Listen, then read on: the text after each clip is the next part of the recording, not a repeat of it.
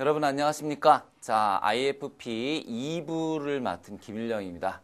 예, 이제 1부는 우리 다른 교수님하고 같이 공부하셨죠? 예, 2부는 저하고 같이 하게 돼 있습니다.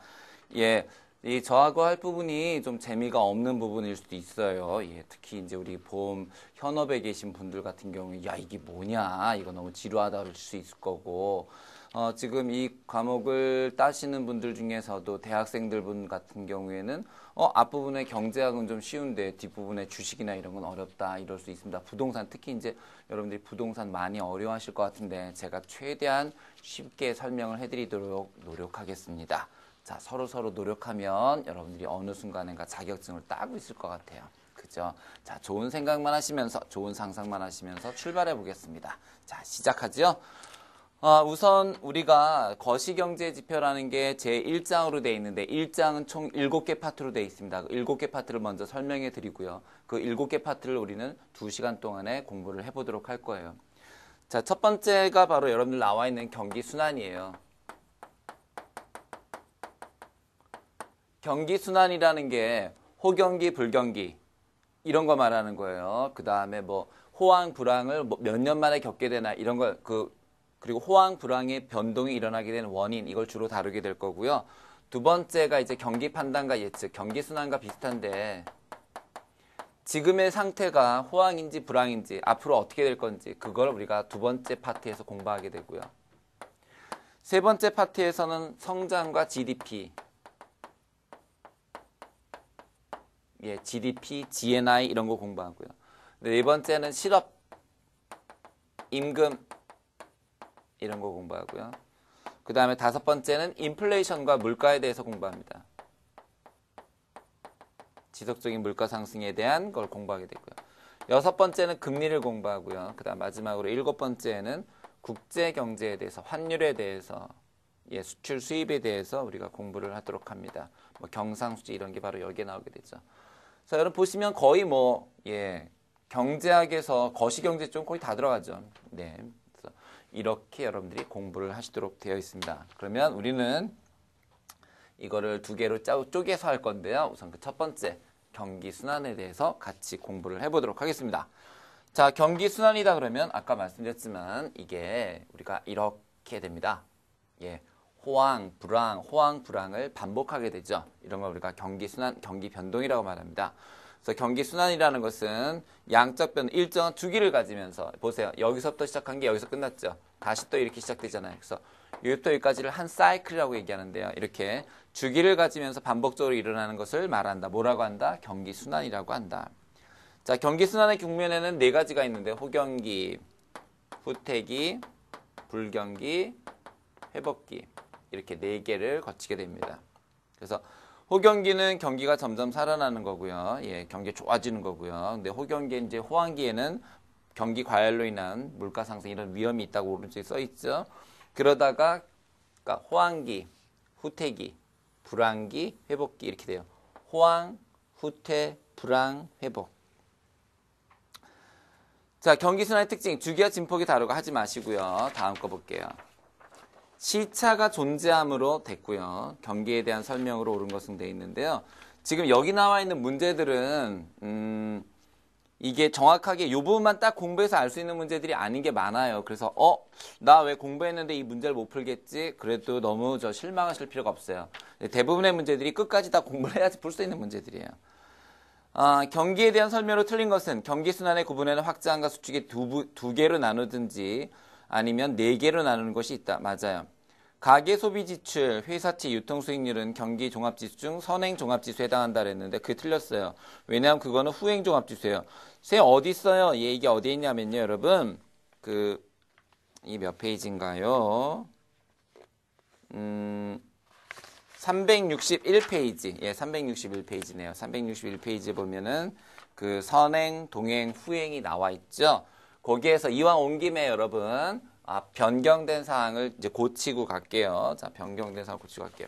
그 보시면 뭐가 나와 있냐면 후행이 6개로 돼 있죠. 이게 5개로 바뀌었어요. 그래서 거기에 이직자 수하고요. 상용 근로자 수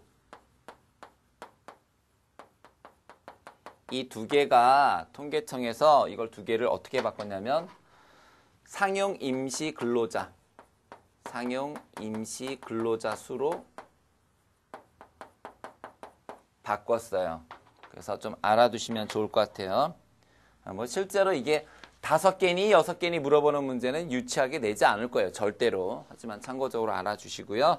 여기 보니까 도시가계 소비지출 나와 있고요. 회사채 유통수익률 나와 있네요. 아하, 그럼 이거는 후행지수다라는 건데요. 선생님 그런데요. 도대체 당최 선행이 뭐고 동행이 뭐고 후행이 뭔가요?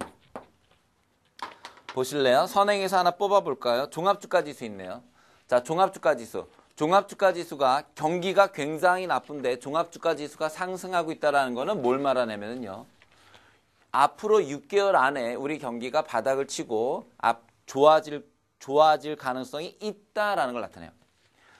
지금 있잖아요. 우리나라가 수출도 잘 되고 지금 그렇다는 얘기가 아니라 예를 들면 수출도 잘 되고 모든 게 다 좋다. 그런데 종합주가지수가 꼬꾸라지기 시작했다 그러면 앞으로 6개월 안에 경기가 정점을 찍고 떨어질 가능성이 있다는 걸 말합니다. 따라서 종합주가지수라는 것은 실제 경기보다 앞에 나갑니까? 뒤에 따라갑니까? 앞에 나가죠. 그래서 선행지수가 되는 거예요. 그 다음에 동행지수 중에서 우리 하나 볼까요? 자, 동행지수 수입액 나와 있는데 실질 수입액, 뭐 건설 기성액, 오케이. 건설 기성액이라는 거 하나 봅시다. 건설 기성액이라는 건요. 건설회사가 시공한 금액을 말하는 거예요. 건설회사가 시공한 금액.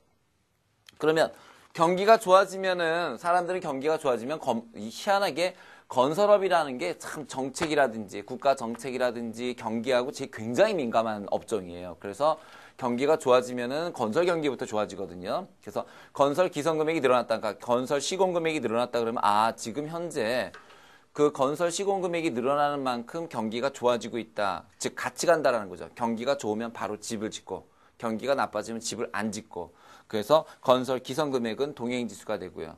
그리고 회사채 유통수익이나 도시 가계 소비 지출. 자, 도시 가계 소비 지출은요. 경기가 좋아지면 경기가 10% 좋아지면 소비가 10% 늘어나는 건 아니에요. 경기가 10% 좋아지면은 한참 뒤에 소득이 올라가고. 왜요? 보세요. 자, 내가 개인 사업자가 아니라 근로자라면 우리 회사가 작년보다 10% 매출이 늘었다고 해서 지금 당장 내 월급이 10% 늘지 않죠. 그죠? 그렇잖아요. 연간 단위로 따져가지고 그 연간 단위로 해서 회사의 실적이 높아졌을 때 그 다음에 임금이 올라가겠죠. 그럼 내 소비가 늘어나는 것도 그 다음에 늘어나지 지금 당장 늘어날 수가 없겠죠. 따라서 도시가계의 소비 지출은 뭐다? 경기에 후행한다. 그거예요. 그런 내용입니다. 다시 앞으로 오시겠습니다. 예, 그래서 정답이 2번이다라는 거고요. 경기순환의 유형으로 갈게요. 자, 경기순환의 원인, 단기 파동의 원인, 중기, 장기 파동의 원인이 있다. 그래서 단기적으로 원자재 가격, 예를 들어서 국제 유가가 상승하면 단기적으로 경기 변동을 가져온다라는 얘기고요. 그 다음에 중기로는 뭐 주택 건설 같은 거에 대한 수요 변화, 인구 증가 등등을 들 수가 있고요. 장기적으로는 전쟁, 새로운 발명 등등이 있을 수 있다. 안 중요합니다. 별로. 자, 경기순환의 유형은 좀 알아두십시다. 자, 키친이 있고요. 그 다음에 주글라. 우리 책에는 쥐글라르라고 되어 있는데 진짜 주글라예요. 주글라. 쿠즈네츠. 그 다음에 마지막으로 콘드라티에프.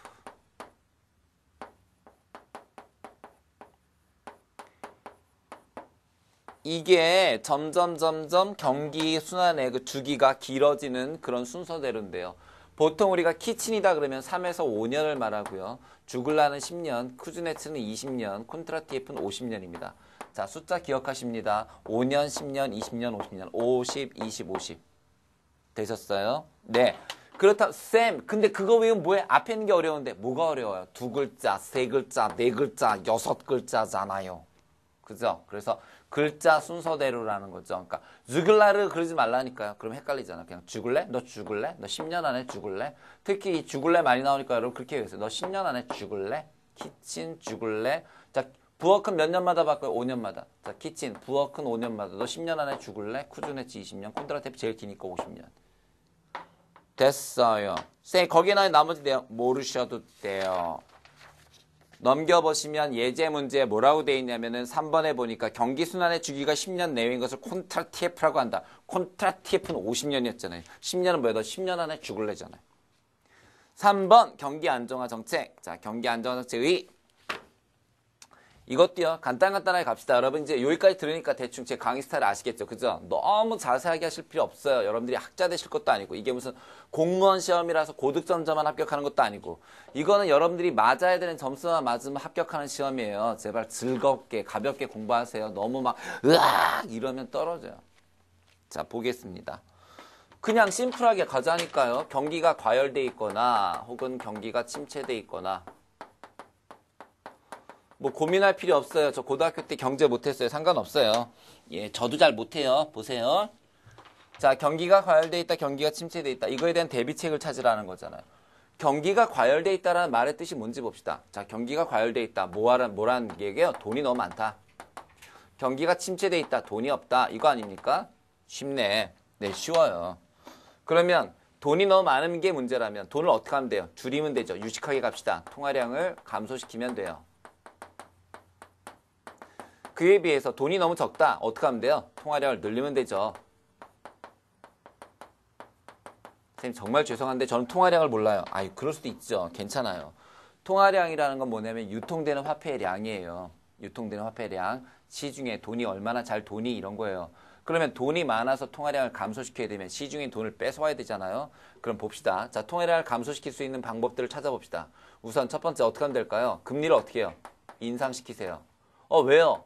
금리를 인상한다라는 얘기는 은행에다 돈을 맡기면 이자를 많이 준다는 얘기예요. 그럼 사람들이 돈을 쓰기보다는 어떻게 하겠어요? 높은 이자를 받기 위해서 은행으로 가겠죠. 자, 세금을 인상해요? 인하해요? 인상해야죠. 세금을 인상해서 시중에 있는 돈을 여기로 빼돌리면 되죠. 그죠? 국가로 귀속시키면 시중에 돈이 줄어들겠죠. 그래서 그런 얘기예요. 보세요. 금리 인상, 세금 인상 이런 거예요. 뭐가 어려워 이게. 그죠? 그 다음에 이거 볼까요? 그럼 이것도 똑같이 가봅시다. 시중에 돈이 너무 없답니다. 시중에 돈을 많게 하려면 어떻게 하면 돼요? 사람들이 은행에 예금하러 갈 때, 야, 너 예금하지 마. 너 은행 예금 이자 없어. 이자 없어. 너 가 써. 야, 써 인마 써. 금리 어떻게 해버려요? 인하하면 돼요. 금리를 인하하면은 예금해봤자 이자가 별로 안 나오니까 사람들이 다른 데다 투자할 거예요. 두 번째는요. 세금을 깎아줘서 세금을 낼 돈으로 소비하게 하면 돼요. 그래서 금리 인하, 세금 인하는 바로 경기 침체 시의 정책이 되겠습니다. 그거 나와 있네요. 됐죠? 오케이. 그래서 뭐 총수요를 억제한다, 총수요를 확대한다, 뭐 예.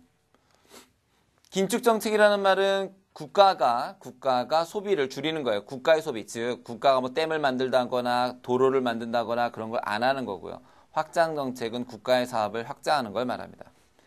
그 대표적인 게 바로 그 밑에 나와 있는 미국의 뉴딜 정책입니다. 이런 걸 뭐라고 한다고요? 경제 안정화 정책이라고 합니다. 경제 안정화 정책이라는 것은 경기가 과열 또는 침체됐을 때 정부의 역할로 금리나 세금 부분을 통해서 이런 거나 이런 걸 통해서 시중의 통화량을 조절하는 정책. 그거를 우리가 경제 안정화 정책이라고 합니다. 자, 다음 경제 성장과 경제 발전으로 갈게요. 진도가 조금 빠르죠. 예, 느리게 하면 한두 끝도 없습니다. 우리 강좌가 아마 여러분들 좀 비교하고 오신 분들은 여기 우리 시스컴의 강좌 수가 다른데 강좌 수보다 훨씬 좀 적을 거예요. 한 2분의 1 정도밖에 안 돼요. 와, 그럼 내용이 개판으로 부실하겠다. 그렇지 않아요. 지금 제가 보여드리고 있는 것처럼 압축해서 나가기 때문인 거지 결코 부실한 건 아닙니다. 그냥 이렇게만 쭉 하셔도 분명히 합격하신다고요. 자, 경제 성장과 발전 그거부터 볼게요. 자, 경제가 성장한다라는 말과 경제가 발전한다라는 말은 말장난 같지만 약간의 차이가 분명히 있습니다. 어떤 차이가 있냐면요. 경제 성장이라는 건 양적인 발전이에요. 양이 늘어나는 거예요. 양이. 그러니까 예를 들면은 경제 성장이다 그러면 우리나라가 옛날에 막 뭐 저런 거 뭐 농산물 수출하고 막 그랬잖아요. 광물 수출하고. 그랬을 때 만약에 우리나라가 석탄을 캐가지고 석탄을 수출한다 그랬을 때 경제 성장이다 그러면은 작년에 비해서 석탄을 수출한 양이 2배로 늘었다. 그럼 경제가 성장한 거예요. 근데 우리가 그걸 보고 경제 발전했다라는 말을 쓰진 않아요. 경제 발전은 여러 가지 뜻이 있지만 기본적으로 양적인 것뿐만 아니라 양적인 성장뿐만 아니라 질적인 부분도 동반해야 돼요. 그래서 우리나라는 전년에 비해서 석탄 수출도 늘었지만 반도체 수출이 추가되면서